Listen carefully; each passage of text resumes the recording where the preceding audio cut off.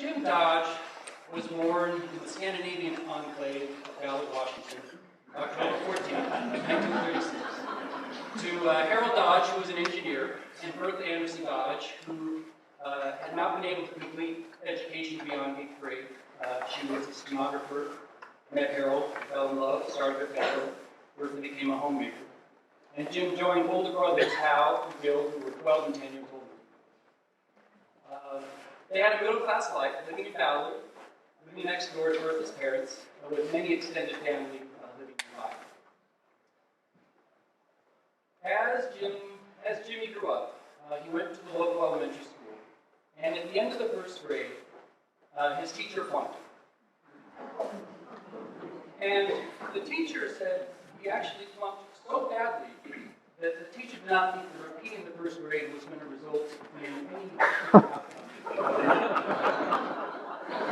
And the teacher recommended that he go to a different school for special education.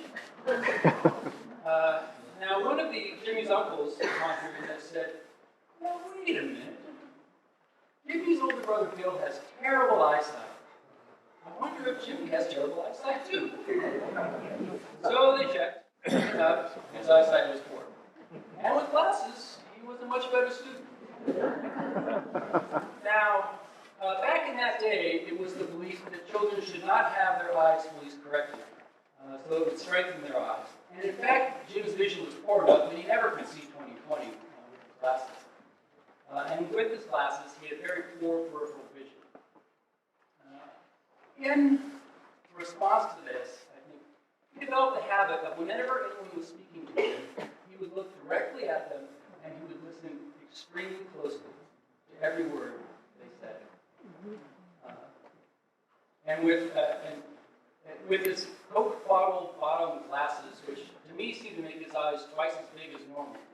If you were speaking with Jim Dodge, you knew you were speaking with Jim Dodge. And I think that habit, combined with his curiosity in people in the world, was a real distinguishing characteristic of my father. With this habit of focusing his attention upon anyone with whom he was speaking, he developed the ability to focus his attention on nearly anything that he decided to, and could do so in a nearly undisturbable manner. This ability served him well, I think, academically, professionally, and socially. And I think, as far as I can tell, when Jim was focused on something, time stood still. For Jim. So, that was pretty nice if you were the object of his attention. Less so if you were next on his schedule. There are many family stories about exasperated family members with tardiness from Jim Dodge, and I assume the same is true for colleagues and coworkers and patients. But that was a trade-off that he was willing to make in order to complete tasks to his high specifications. Because of his poor vision, his opportunities to participate in sports were limited. He could not see balls, and he had poor peripheral vision, so he couldn't see what else was going on the court or a field. And so golf, no. Baseball, no. Basketball, no. Couldn't do any of this. But what he could do when he was young was he could swim. And as he got older, he learned to hike. And then at the age of 9, 10, he learned to ski. And skiing became a lifelong passion for Jim. An adult child of a family friend, upon hearing that my father had passed, said, "Oh no, Jim Dodge was the only person I know who loves skiing more than I do." And I will concede that there may be people who love skiing as much as Jim Dodge, but I do not believe that anyone loves skiing more than Jim Dodge. He was able to combine his passion for skiing with his passion for medicine and participation in the ski patrol for an incredible 64 years. He was able to combine his passion for skiing with his love of family and teaching his kids personally how to ski using techniques, exercises, and theories which were not part of the normal education. And he also taught many of our friends. He was able to combine Edison Scene family is starting up the Explorer boat for Sea Patrol. Just happened to be about the same time that I was 13, 14, as a ramp up to get into become a junior Sea Patrol. Growing up, we were a Sea Patrol family, so we skied every weekend. Spring breaks were ski trips.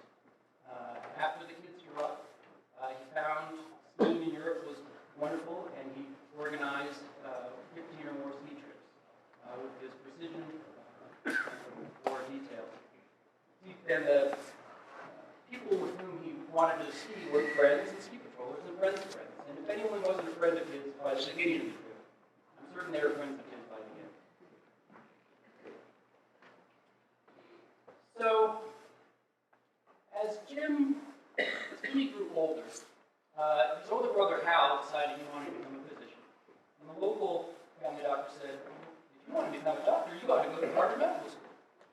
So Hal applied, and he got in, and went to Harvard Medical School. And then, as now, Harvard's a private institution.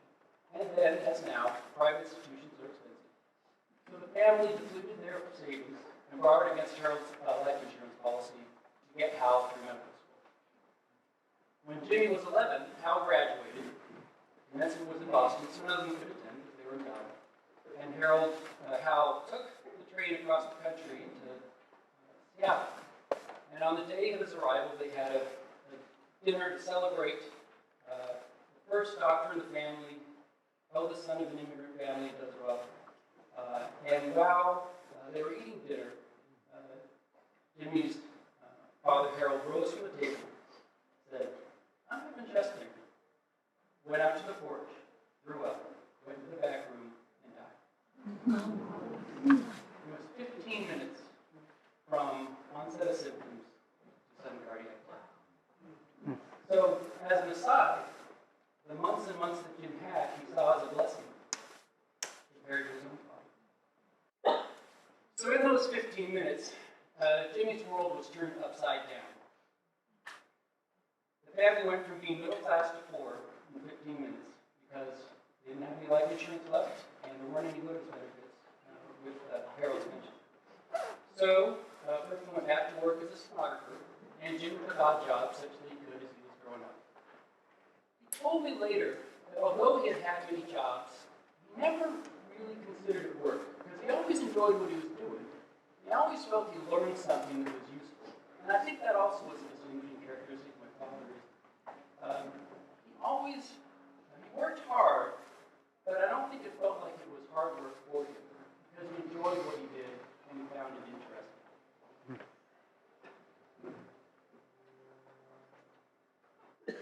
With the passing of Jimmy's father, he lost his father, he lost a role model, he lost a source of financial and social support.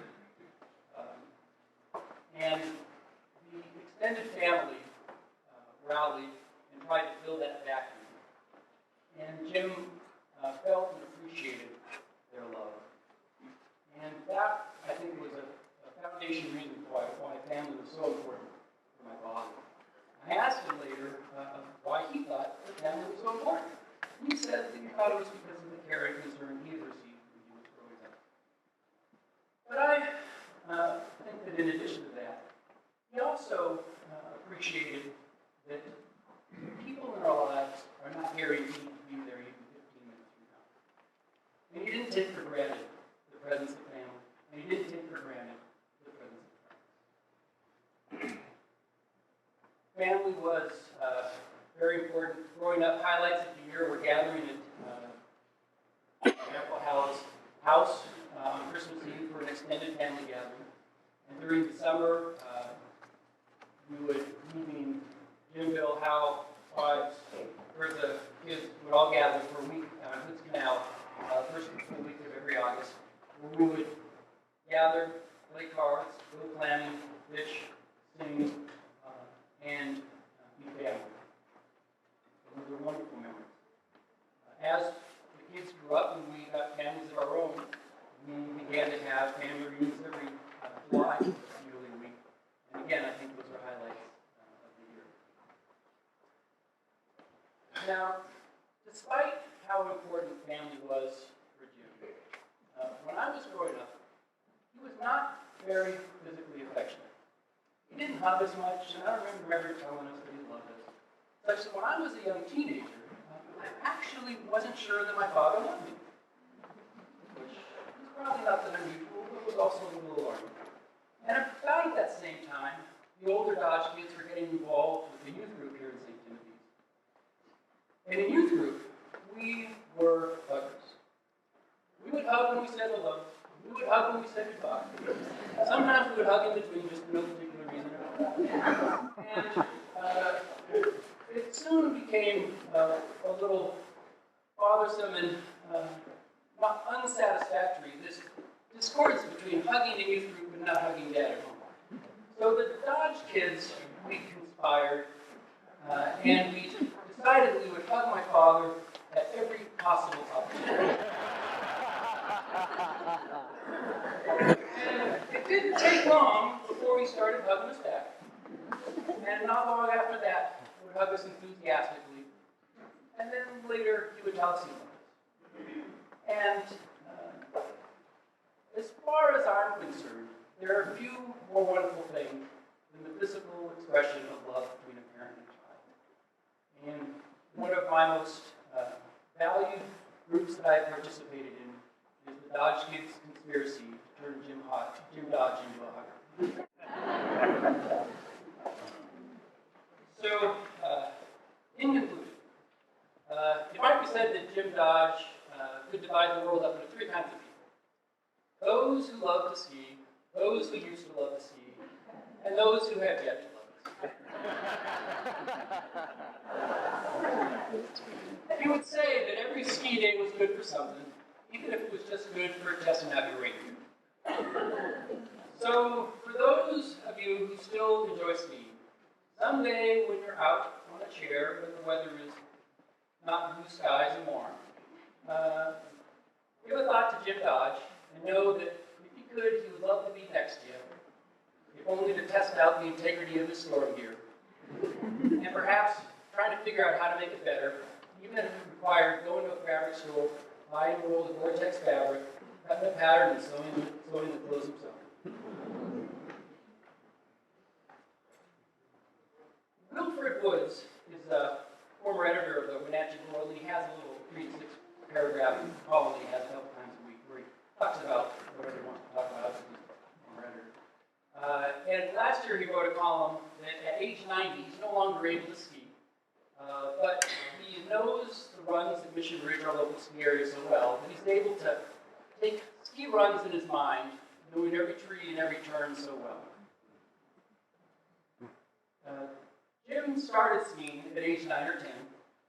At age 77, he was literally carried off the mountain in a toboggan when he became too short of breath and weak to be able to make it down himself. 2 years later, he entered hospice, and 2 months after that, he was sleeping a lot. And one morning I was there when he awoke. And I said, "Dad, it's good to see you." So I'd long since stopped asking him how he felt. And he said, "Oh, Dad, it's good to see you." And I said, "How was your night?" He said, "It was good." I said, "Why was it good?" He said, "I had good dreams." I said, "Well, what did you dream of?" And he said, "I dreamed I was wading and unwading the edges of my ski, making turns down the mountain." So for those of you who used to love to ski, at some quiet point, give a thought and take a ski run in your mind, and know that Jim Dodge would love to be there with you to hear every detail about every tree and every turn along the way. Winston Churchill said, "We make a living by what we get.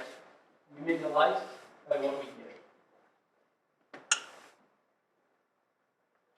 Jim Dodge gave us his curiosity and vast attention. He gave us an example of how, from an early age, when confronted with adversity, to adapt, improvise, and overcome. He gave us his passion for skiing, medicine, and family. And he gave us an enthusiastic hug. So for those of you who have yet to enjoy skiing, at the reception, you simply must try the pickle dare. This was one of Jim's favorite Scandinavian delicacies. And when you do, give a thought to little Jimmy Dodge